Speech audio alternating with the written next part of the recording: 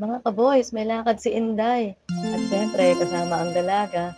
Kailan ba naman nagpaiwan yan? Galing pa nga sa handaan yan, umuwi agad para lang makasama sa akin. May PTPA meeting kasi sa school ng anak ko. At hindi Wow! pwedeng hindi ako umattend, baka magalit yung bunso ko. 1 PM ang oras ng meeting, pero ngayon 2:30 na. Hindi naman siguro ako masyadong late. Na-traffic pa kasi yung LRT na sinakyan ko, charot. Bawat grade pala sumayaw ang mga magulang. Sayang di ko naabutan, napasabak sana sa sayaw si Inday. Sus, akala mo naman marunong sumayaw. Pag-upo ko dito, sinabi ng kananay ko na tapos na daw. Yes! Sobra naman kasi pagka-late ko. Pero isang oras pa yata bago natapos talaga. Pero okay lang naman, marami akong narinig na information mula sa principal. Ang sabi niya magdala daw ng halamang gulay, yun lang yata yung natandaan ko. Pero ang hindi ko lang naintindihan, meron pa palang meeting sa bawat room.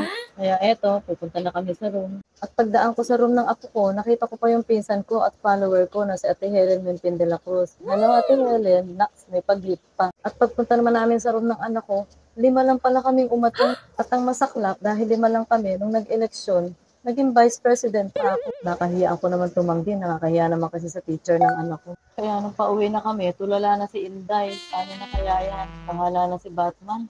O sige, paano guys? Susunod na lang ulit ha. See you. Bye.